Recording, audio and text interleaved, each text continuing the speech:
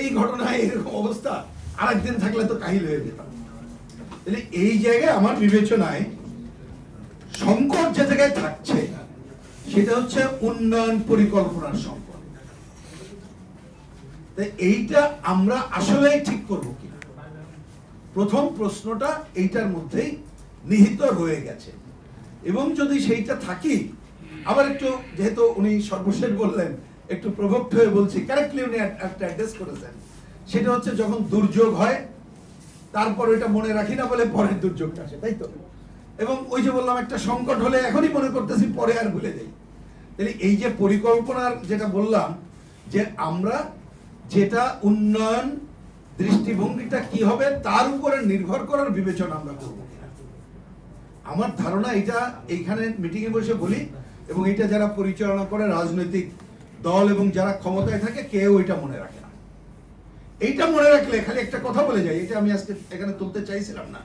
আসলে যদি ঢাকার উপরে সারা দেশের লোড বিবেচনা করি, ঢাকার এইখানে আসলে কর্মসংস্থান বলেন, স্বাস্থ্য বলেন, শিক্ষা বলেন, যে সুযোগ আছে তার বিকল্প শহর যদি গড়ে না তুলি, এবং বিভিন্ন অঞ্চলে মানুষ ওই অঞ্চলে তার কর্মসংস্থান পাবে, এলাকায় থাকবে, এইটা যদি না করতে পারি, তাহলে কিন্তু ওই যে বললাম ওই দৃষ্টিভঙ্গিও বাস্তবায়ন হবে না।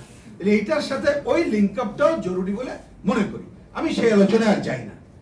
তাইলে সেইখানে জলবদ্ধতার ব্যাপারে বা এই জায়গায় আমাদের ভাই সহজ বক্তব্য, যেটা অনেকদিন ধরে বলে আসছি, শুনছি, তাই সেটা কি? সেটা হচ্ছে আমাদের এইখানে যে খালগুলো ছিল, মানে সরি, খালগুলো বলার আগে একটা বলি, তাহলে উন্নয়ন পরিকল্পনায় আমি তো একেবারে কি বলবো, যে সম মাটির চেহারা তৈরি করে কি উন্নয়ন করব? দুনিয়াতে কি এটা হলে এটা সাস্টেনেবল হয়? হয় না। তাহলে এক একটা অঞ্চলের যে গঠন প্রক্রিয়া, সেইটাকে কেন্দ্র করে আমার উন্নয়ন প্রকল্প হবে। হ্যাঁ, তাতে যদি লাগে, কথাটা শুনতে খারাপ লাগবে, আমার বাড়ির সামনে নৌকা না থাকলে আমি পার হইতে পারবো না, তাহলে নৌকাই তো রাখতে হবে। সেটা তো আমাদেরকে মানতে হবে। সেই মানাটা ঢাকা শহর এর কি কাঠামো, ওই যে বলেছেন আমি ওইটা সময় নষ্ট না করি, তাহলে সেইটা বিবেচনা করে যে উন্নয়ন করিনি, তথাকথিত সম মাটির জায়গা তৈরি করে যে উন্নয়নের কাজ করেছি, তার ফলাফল এই। সেইটা করতে গেলে এক নম্বর, আমরা আমাদের খাল পুনরুদ্ধার করব কিনা এই সিদ্ধান্ত নিতে হবে, এবং বাস্তবায়ন করব কিনা। অন্য প্রজেক্ট নিয়ে পরে শেষ কথা বলবো। দুই, বৃষ্টির পানি পড়লে সেইটা এগুলোর মধ্য দিয়ে চারপাশে যে নদীগুলো আছে তার মধ্যে যাওয়ার আমরা সুযোগ তৈরি করব কিনা, এটাই তো প্রধান কাজ। তিন, বৃষ্টির পানির সাথে এখন যে পয়ঃনিষ্কাশন ব্যবস্থা আছে সেইটাকে আমরা সুনিশ্চিত করব কিনা। আমি মনে করি এই তিনটি অন্তত পক্ষে দৃষ্টিভঙ্গিটা রাখলে এই যে জল, পানি, বৃষ্টি, তারপরে এই সংকটগুলো হয়তোবা, আমি হয়তোবা বলছি, দূর করার জায়গায় যেতে পারবো। হয়তোবা শব্দটাই বললাম, কারণ যদি ধরেন কোনো জায়গার আগের কোনো পরিকল্পনায় নতুন পরিকল্পনা করলে পুরোটা বলতে পারতাম, কিন্তু আজকে যখন কথা বলছি একটা বাস্তবতার মধ্যে আছে, তাহলে সেই বাস্তবতায় যে কথাগুলো বললাম, ইচ্ছা করলো কাল পরশু তো এটা সমাধান নাই, কিন্তু এই সমাধান করতেই হবে। তাই না হলে এই রকমের ঘটনা চলতে থাকবে বলে মনে করি।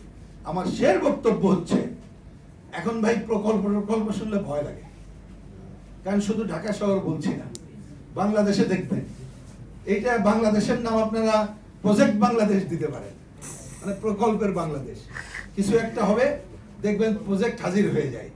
আমি একটু জাস্ট 30 সেকেন্ড একটু অন্য গল্প করি বোঝার জন্য।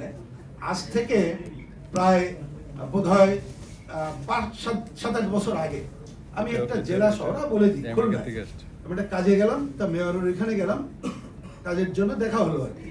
তো ওনাকে বললাম যে অনেক কাজ করতেছেন, তো এইখানে যেহেতু এই অঞ্চল জলবায়ু প্রবণ অঞ্চল, এইখানের উন্নয়ন প্যারাডাইম কি হবে, সুন্দরবন ওই অঞ্চলকে ঘিরে, আপনি ওই অঞ্চলের লোক, কিন্তু এটা নিয়ে তো কখনো কাজ করেন না, দরকার হলে ঢাকা থেকে যারা এগুলো বিবেচনা করে তাদেরকে নিয়ে এসে কথাবার্তা বলে আপনি চাইলে বিনা পয়সায় পরামর্শ দিতে পারেন।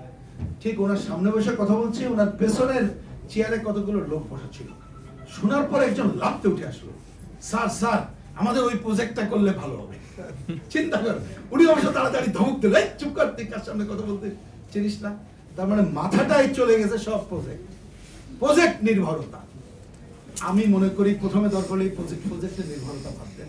ইকবাল হাবিব ভাই অনেক ভালো বলেছেন, কিন্তু আবার দেখলাম এখানে কি একটা প্রজেক্টের কথা, নীল সংযোগ, এইসব শব্দ শুনলে এখন ভয় লাগে। নীল টিলও বলি, বিচ্ছিন্ন প্রকল্পনা একটি ব্যবস্থা সমন্বিত লাগে, ঠিক আছে। আমার মনে হয় প্রকল্প আমরা পরে দেখি, আর সমন্বিত তো লাগবেই, সেটা নিয়ে কোনো কোশ্চেন আমার নাই।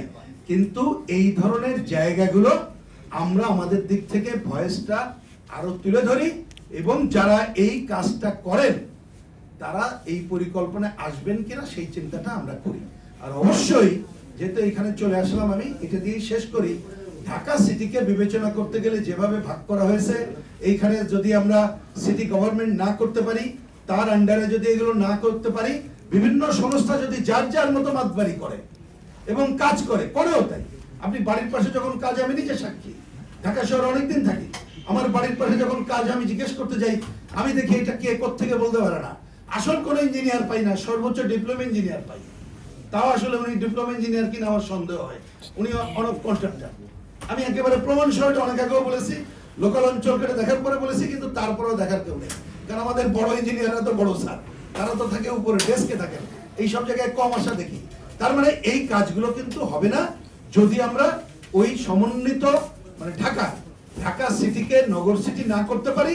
আর স্থানীয়ভাবে, হ্যাঁ স্থানীয় সমস্যা আছে, রাজনৈতিক ভাবে ইকবাল হাবিব ঠিকই বলেছেন, ওটা নিয়ে আমি দ্বিমত করছি না, কিন্তু স্থানীয় ওয়ার্ড কেন্দ্রিক এই ধরনের উন্নয়ন পরিকল্পনাকে যদি আমরা না আনতে পারি, তাদেরকে ওই অঞ্চলের মানুষকে সম্পৃক্ত করে তারপরে যদি সমন্বিত পরিকল্পনা না করতে পারি, তাহলে আমার বিবেচনায় দক্ষ, বসবাসযোগ্য এবং সমতা ভিত্তিক ঢাকা সিটিও হবে না, এবং এই জলাধার যে সংকট এইটাও দূর হবে না।